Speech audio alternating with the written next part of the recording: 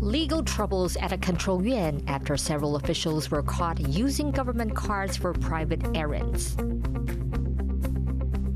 Tensions flare at the Shangri-La Dialogue as the U.S. Defense Secretary warns that China's threat to Taiwan is a threat to the world. We know, it's public, that Xi has ordered his military to be capable of invading Taiwan by 2027. In South Korea, presidential candidates are wrapping up their campaigns for the snap election. Plus, ahead of the annual Tokyo Rainbow Pride Parade, members of Taiwan's LGBTQ+ community head to Japan to share their message of progress.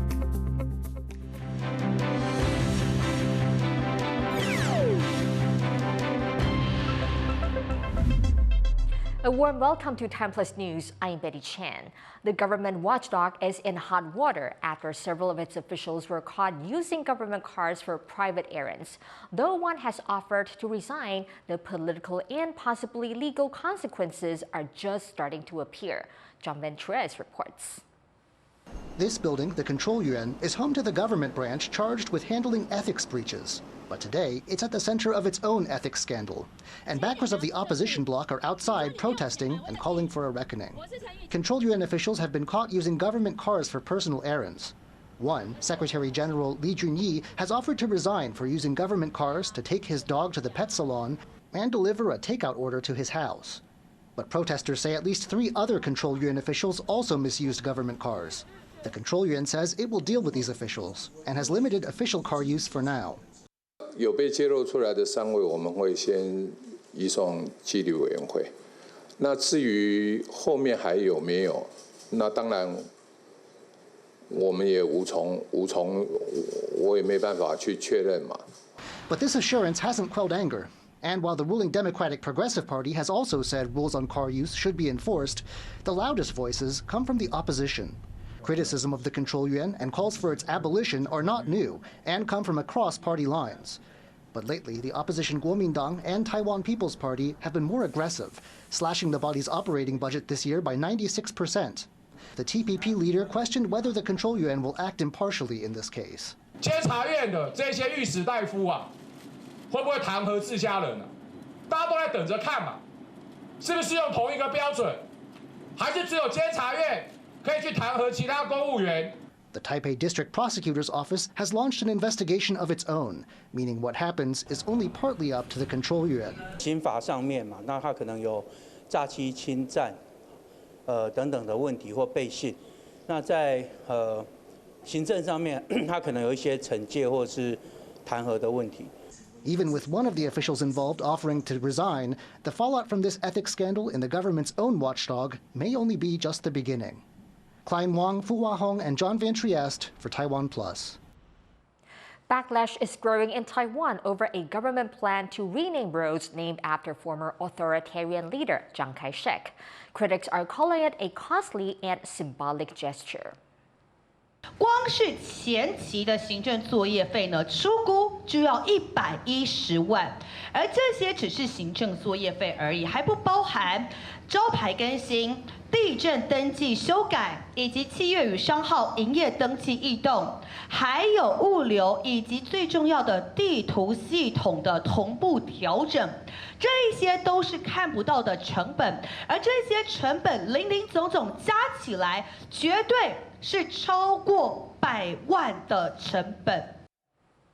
The Interior Ministry recently announced plans to rename more than 300 Zhongzheng roads across Taiwan, Zhongzheng being another name for Chiang Kai-shek. Officials say the move is part of broader efforts towards transitional justice. 转型正义呢，其实是一个人权的问题。既然是人权的问题的话，我们就要严肃的对待。如果有困扰的话，那大概就是要中央政府、地方政府还有在地的居民能够有共识，我们再来推动。 The government says it will contribute just over $3,000 for each road that's renamed. Military leaders from around the world gathered in Singapore over the weekend for the Shangri-La Dialogue, Asia's top security forum. In a speech, U.S. Defense Secretary Pete Hegseth warned of China's threat to Taiwan. Chinese Defense Minister Dong Jun skipped the forum, but Beijing hit back, saying Washington is deliberately antagonizing China. To understand what's behind the exchange, reporter Zelan Sata spoke to John Ian Chong from the National University of Singapore. The Chinese defense minister skipped the forum for the first time since 2019, sending a delegate instead. What's Beijing signaling about its commitment to regional dialogue? One of the logical readings would be that the Shangri-La Dialogue, or appearance at the Shangri-La Dialogue, and having the bilateral meetings at the Shangri-La Dialogue is not of priority to Beijing right now, especially for the defense minister. But of course, there's no independent confirmation. There remains speculation.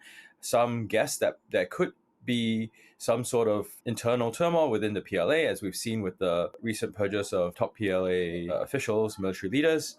There is, of course, the possibility that the Chinese defense minister doesn't want to be put in a situation where he has to deal with U.S. Defense Secretary Pete Hegseth at a time when negotiations between the U.S. and the PRC are still at a fairly tense level, even though there's some abatement of the tariffs for the immediate period. How are U.S.-China tensions being discussed at the Shangri-La Dialogue this year? So U.S.-China tensions are in the backdrop. They don't dominate everything. They do come out in certain areas. For instance, when the PRC talks about the South China Sea dispute or West Philippine Sea dispute it has with the Philippines, the PRC Beijing tends to blame the U.S. for manipulating Manila, although there's no evidence for that.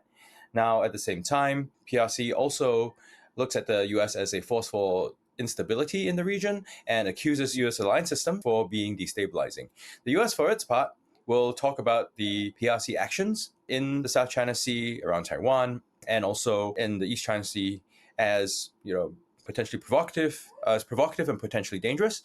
Taiwan is often talked about at these forums. What are the conversations regarding Taiwan this year? There have been several conversations about Taiwan. One, drawing a link between security and stability in Europe with security and stability in Asia. So there's a comparison between what's happening in Ukraine and what's happening across the Taiwan Strait. Now, there's also been talk about how standing up against the Russians in Ukraine is a matter of democracy versus autocracy, rule of law versus authoritarianism. And that parallel has been made with regard to Taiwan. We also saw a big European presence this year. What are the Europeans bringing to the table? So the Europeans in particular, I suppose this year marked by French President Macron's presence at the Shangri-La as the keynote speaker, is an indicator of Europe's attempt and sort of interest in being a major international security player. At the same time, the European presence also represents East Asia's efforts to branch out and look at more partners on the security front, in addition to the United States and to some degree for some states, China, in order to have, I guess, a more balanced portfolio in terms of security cooperation. That was Jia Yen Chong from the National University of Singapore. The Philippines and the European Union have launched a defense dialogue platform to address challenges like cybersecurity and foreign interference. Visiting Manila, EU Foreign Policy Chief Kaya Kallas said the dialogue will allow the EU and the Philippines to cooperate and share expertise. She also expressed support for keeping the status quo in the Taiwan Strait and in the South China Sea, where Beijing and Manila have overlapping claims. The European Union is a firm believer in international law. And in the international law, we have agreed certain principles. So we reject any unilateral changes to the status quo, including use of coercion. Philippine Foreign Minister Enrique Manalo says he's optimistic about the new platform. U.S. Commerce Secretary Howard Lutnick says China is taking its time on negotiating a trade deal with the U.S., but he told Fox News Sunday with Shannon Bream that he trusts President Donald Trump to get the deal through. They're just slow rolling the deal. So I think slow rolling is the right way to say it, and I think Donald Trump is on it. We are taking certain actions to show them what it feels like on the other side of that equation. But my view is Donald Trump and President Xi, you know, our president understands what to do. He's going to go work it out, and I am confident that this is going to work out either way. Lutnick also says he doesn't expect Trump to extend the current pause on across-the-board tariffs he levied on trading partners in April. It comes as the U.S. seeks to reach new trade accords with many of those partners, including China. Last month, the U.S. and China agreed to lower tariffs of over 100% against each other. But Trump last week accused Beijing of violating that agreement, and other administration officials expressed concern with the progress of talks. In South Korea, presidential candidates are wrapping up their campaigns as voters head to the polls for Tuesday's snap election. It follows a period of political turmoil that saw former President Yoon Suk-yeol impeached for his unlawful declaration of martial law. Jonathan Kaplan reports. It's election time in South Korea, but this isn't a usual year for a presidential election. Koreans vote for their country's president every 4 years, and the last one was in 2022 when Yoon Suk-yeol of the conservative People Power Party was voted into office. He's now been ousted, impeached, and stripped of leadership after his illegal declaration of martial law threw the country into political turmoil, and voters are eager for change. As a citizen, I had to vote in order to end the insurrection as early as possible and help the country take a step towards the future.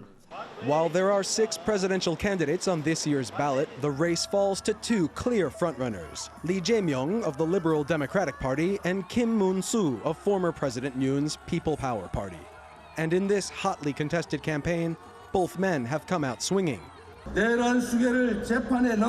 Even though we have put the insurrection ringleader on trial and removed him from office, the second and third insurrection attempts are being continued by rebel remnants who disregard the Constitution. But one thing is for sure, their insurrection cannot succeed. His rival, Kim Moon-soo, taking a shot at Lee's high-security campaign after Lee was stabbed in 2024. That fake guy says he has to wear a bulletproof vest to give a speech because he is afraid of the people. Let me show you. Their campaigns have only had 2 months to take shape. That's because Korea's constitution mandates an election within 60 days of the presidential office being vacated. Ousted President Yoon Suk-yeol sitting out this round, following a lack of support from within his party, which he left last month. While Lee and Kim duke it out, accusing each other's parties of corruption, insurrection, and power grabs, voters seek political stability and prosperity. I hope the next leader is not corrupt like past leaders. And I hope they put in effort to help people economically, to live better lives. Polls show Lee coming out ahead, with Reuters reporting him leading at 49.2% and Kim at 36.8%. Voters are expected to turn out in record numbers, and the winner will be sworn into office on June 4th, skipping the usual 2-month transition period. Amid growing regional tensions with China and the U.S., which has levied 25% tariffs on South Korean goods, now partway through a 90-day pause, whoever wins this election will have their work cut out for them. Patrick Chen and Jonathan Kaplan for TaiwanPlus. Nationalist Karol Nawrocki has won Poland's presidential runoff election.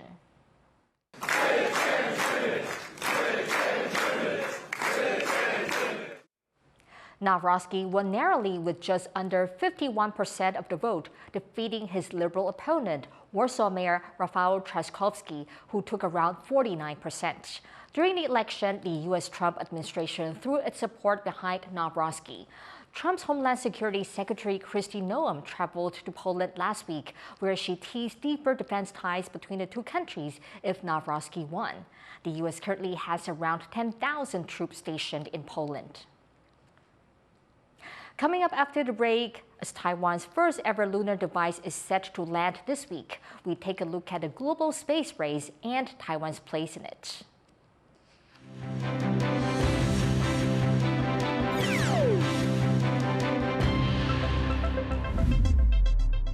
Summer is here and the heat is on.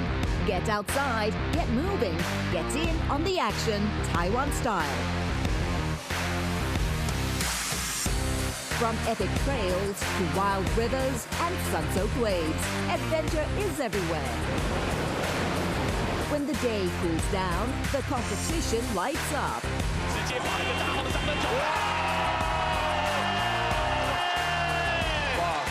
Fast plays, big moments, and non-stop excitement.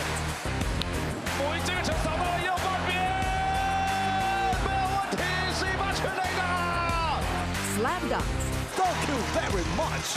Walk-off wins, crowd roaring drama.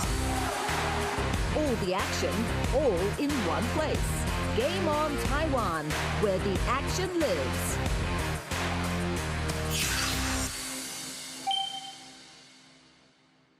We bring you stories from Taiwan. Every day of the week. Our reporters travel the nation.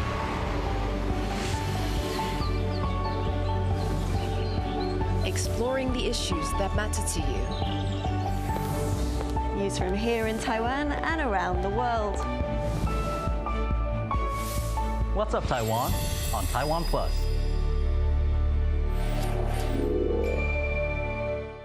For more stories from Taiwan and around the world, download the TaiwanPlus app.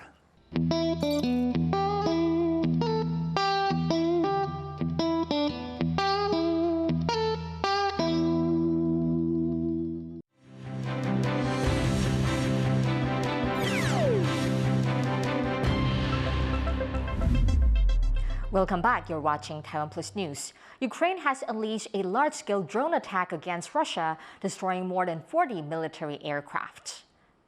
На території ворога виключно проти військових цілей, проти саме тієї техніки, яка використовувалась в ударах проти України. Ukrainian authorities say the strikes took over a year to plan and involved smuggling drones deep into Russia, secretly placing them next to military bases. The attacks reportedly cost Russia $7 billion worth of losses.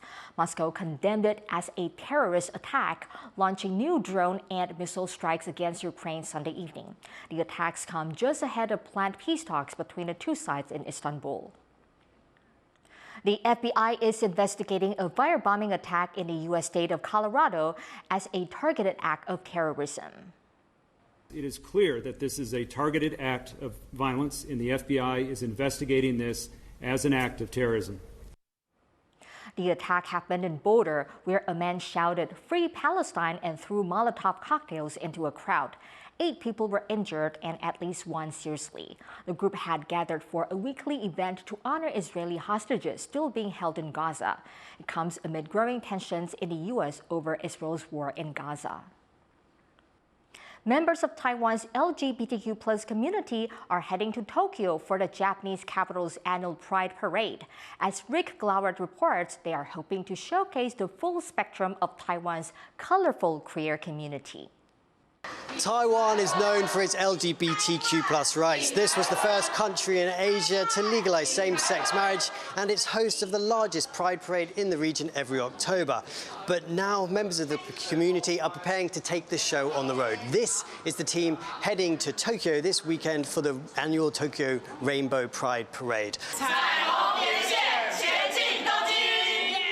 They're hoping to showcase the diversity of Taiwan's LGBTQ+ community and to share some of Taiwan's most famous things, such as Taiwan's highest mountain, Yushan, and its famous semiconductor industry. 我们邀请了8个不一样的 model， 那这个8个 model 有不同的性别、不同的年龄、不同的性别展现，然后我们是穿着共同的一组的服装，然后希望能够展露同志是多元的这个样貌。我们希望用一个很多元的方式来告诉这个世界，然后跟日本站在同一个线上，用同样的眼光去展望 LGBTQ 在发展的未来。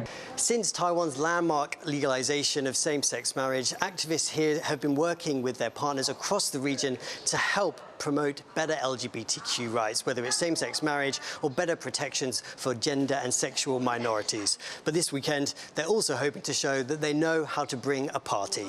Luffy Lee and Rick Lauert in Taipei for TaiwanPlus. Taiwan's first ever lunar device is scheduled to land this week. The radiation probe is aboard a lander made by Japan's iSpace, which is vying to become Asia's first private firm to make it to the moon.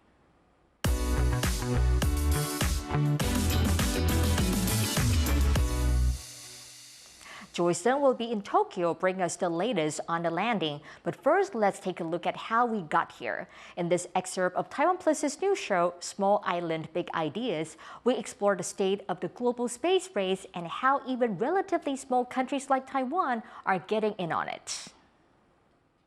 Traditionally, when we think about the space race, we think about the US and the Soviet Union back in the 1950s. You are hearing the actual signals transmitted by the Earth-circling satellite. The launch of the Sputnik satellite in October 1957 set off this technological and geopolitical contest between the two rival superpowers of the time. Then came US President John F. Kennedy and his pledge to put a man on the moon before the Russians did. We choose to go to the moon in this decade and do the other things. Not because they are easy, but because they are hard. In terms of showcasing technological strength, very few things match up to making it into outer space. But how do you measure space superiority? Of course, there's successfully sending up a man to walk on the moon, and to this day, the United States is the only one to have done it. But before you send up an astronaut into such a harsh environment, you have to make sure that the spacecraft and all of its components can survive the journey and work. Now, the everyday grind of aerospace lies in something called flight heritage. Now, that's basically a mileage count of a new component or system traveling in space. And that serves as a valuable record to prove that the device works and works reliably under such harsh conditions. Accumulating flight heritage helps inform future missions and builds credibility for the device or payload and its maker. Today, we're seeing a renewed, different kind of space race. China is an active player, having launched hundreds of satellites into space, sending astronauts into space, and putting landers on the moon 4 times. In 2023, India joined that prestigious list, becoming the 4th nation to land on the moon with the Chandrayaan-3 mission. जी हाँ, आप अपनी screen पे देख सकते हैं कि हम lander module. At the same time, there's also a booming commercial space sector that has revolutionized the game. That's dominated by Elon Musk's SpaceX, whose reusable rockets have significantly cut down on launch costs, making space more accessible. There's also Jeff Bezos and Blue Origin, which has a special focus on space tourism, a market projected to be worth almost $7 billion by 2030. With these private spaceflight opportunities, that means there are more chances for different stakeholders, like smaller countries, to go to space and build up their flight heritage, including Taiwan.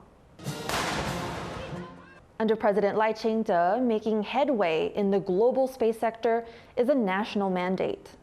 第二个方向是竞逐太空，探索海洋。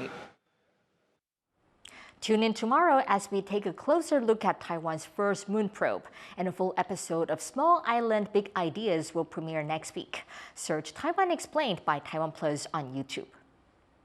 A Buddha ceremony performed by Thailand's Chinese community is meant to help the unclaimed dead find peace. As Miriam Brenner reports, the tradition shows how integrated this community has become within broader Thai society. A warning that this report contains images of human remains. This is Shokoku, the recycling of the abandoned bones, a Buddhist ritual performed by Thais of Chinese descent. It is organized every once in a while and can last over a week. The ritual is essentially a funeral for those whose families could not be located or did not come forward after they died. If these people still haven't been cremated, they are considered spirits without location. They might suffer and can't be reincarnated. The Chinese make up around 10 to 12% of Thailand's population and have intermingled with ethnic ties for centuries. This ritual highlights how deeply integrated the ethnic Chinese community is within Thai society. Thai hospitals provide the bodies to the Chinese Thai community, who in turn offer a dignified farewell and spiritual peace to those who would otherwise have no one to fulfill the duties of filial piety. The final step is the cremation of the around 600 remains, as Buddhists believe that a soul is trapped between two worlds until its body is cremated. This ritual ceremony would not be possible without volunteers. Participants of varying ages and backgrounds come together to help, each for a different reason. Pimchi Sorndad is a 55-year-old shopkeeper who started volunteering at the age of 17. There is no reason. My heart tells me to go. I just want to help them. Whenever there's an event like this, I just want to be there. Other volunteers, like the 63-year-old Titiwat Ponpirat Sakun, are driven by deeply personal experiences. Before I became a volunteer, I experienced a life-changing bus accident with many of my relatives there in the bus. Only the driver died, but it was a starting point for me to help people who died from road accidents. The ceremony shows the collaborative relationship between the Chinese Thai community and local Thais. Both are united by their shared beliefs to garner merit and embrace their compassion for the dead. Chen and Miriam Brana for TaiwanPlus. Thank you for watching TaiwanPlus News. You can visit the TaiwanPlus website or follow our social media for more stories from Taiwan and around the world. Finally, we head to Bangkok for its first Pride Parade since it legalized same-sex marriage. I'm Betty Chen. Take care and see you next time.